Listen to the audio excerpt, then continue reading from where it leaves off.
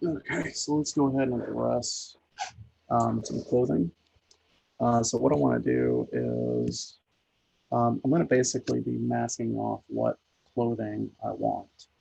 So if I'm going to be doing like a shirt or something like that, that's what I'm going to be kind of focusing on. So let's basically do it like this. I'm going to grab a lasso with a mask brush with a lasso. I'm going to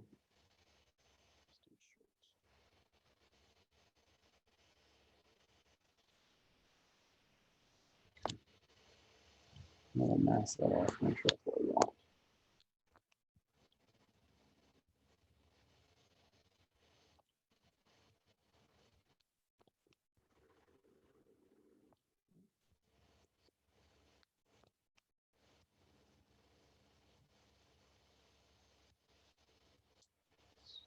We don't do step one.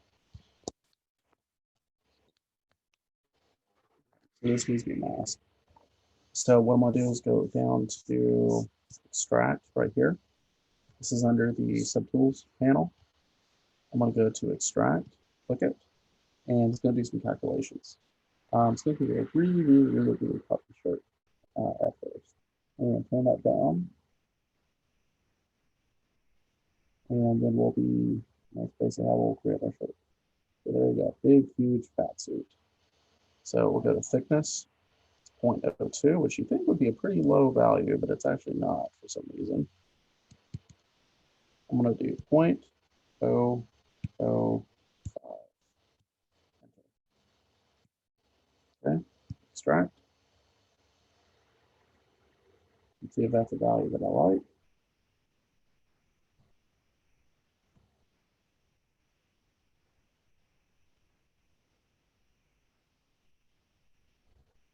Okay, it's not bad. I mean, it looks like a fairly tight shirt, but you get the idea. Click accept. And so then you'll see we have this new subtool. That is going to be our shirt. Now, if we turn off the main body, you'll see what it actually is. It's basically just a projection of the skin that's been puffed out, and it's given a double-sided mesh. But this is how you make most of your clothing.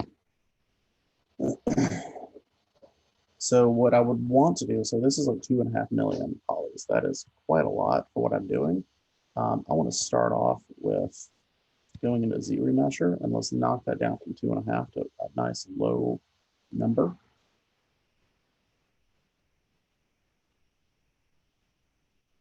And then we can work from there.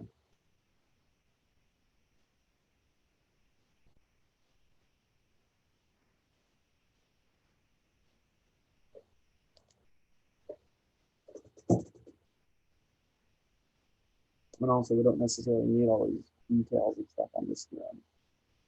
Not what we're looking for. So there you go. 13,000. That'll work for what we want. There you go.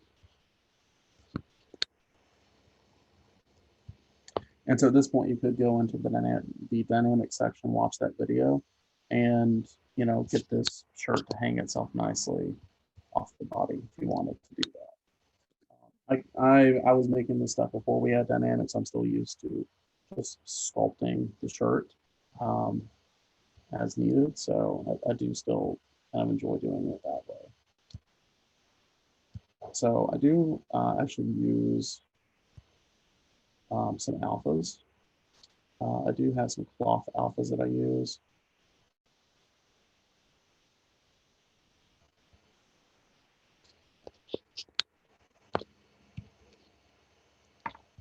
Some wrinkles and stuff like that that I've used for years that work pretty well. So this will be the main base mesh that you start off with.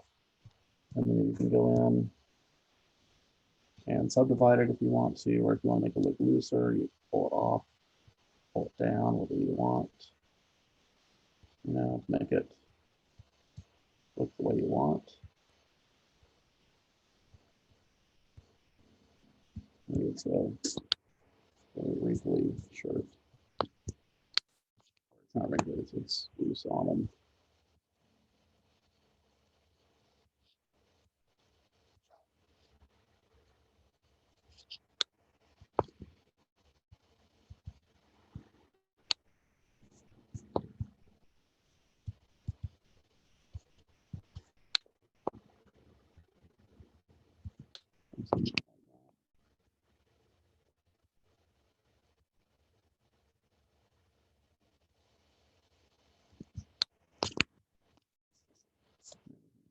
Find it a couple times. He's got like super tight, um, you know, pieces in his super tight arms in the shirt, but he's got he's got really loose midsection. So anyway, um, so I'm going to show, you know, you can put in wrinkles and stuff. And I'm using this alpha that does wrinkles. Let's divide it again. Put that in. I would honestly look at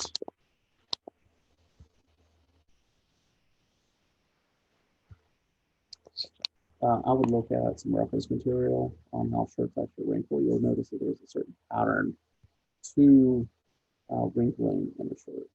So like we look at, let's look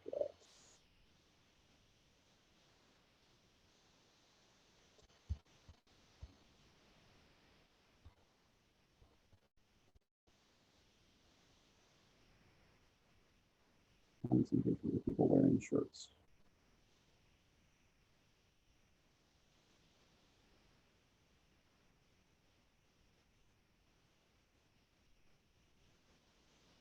So you kind of see that you'll see a lot of the wrinkles are kind of on the sides. You'll see wrinkles in areas where there's folds, usually like arms, elbows, wrists, things like that.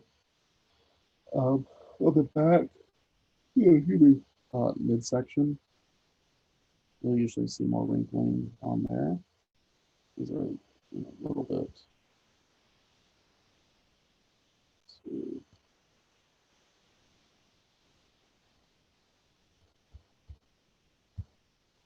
T-shirts.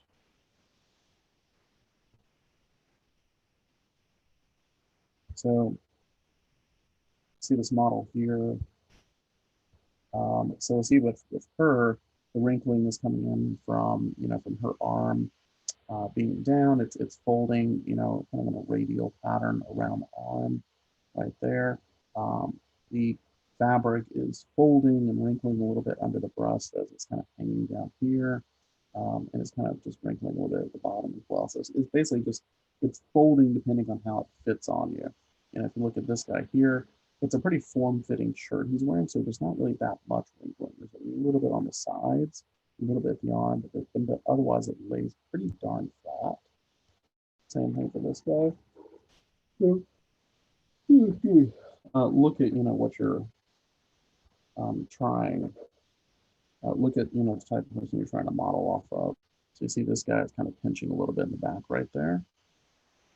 It also depends on how they're positioned as well. So if they're raising their arms, you may have new wrinkles kind of show up and whatever. You see with her, again, same idea. Wrinkling a little bit under the arms, a little bit under the chest, you know, that area right there. So something to think about. This other one right here that I've used.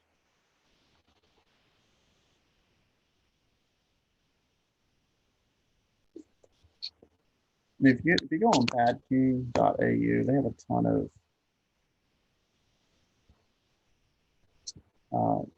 ton of these that you can use. Actually, really nice. A really wonderful website. It's just really neat the type of stuff they have, and a lot of it's free. And they do, you know, if you feel inclined or feel like you have a couple extra bucks, just, you know, they have a tip jar, donate it, you know, and they do a lot of nice stuff that you can get for free. It's pretty cool. We got a little seam brush right here. We got a little freehand.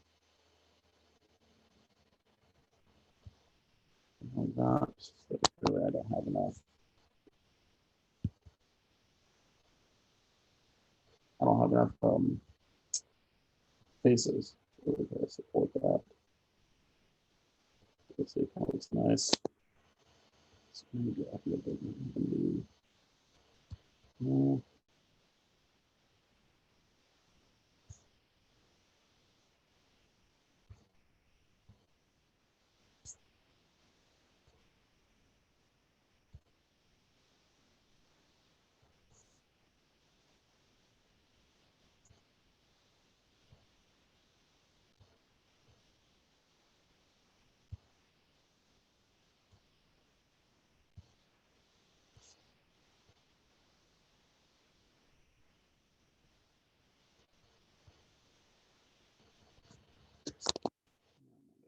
But you get the idea.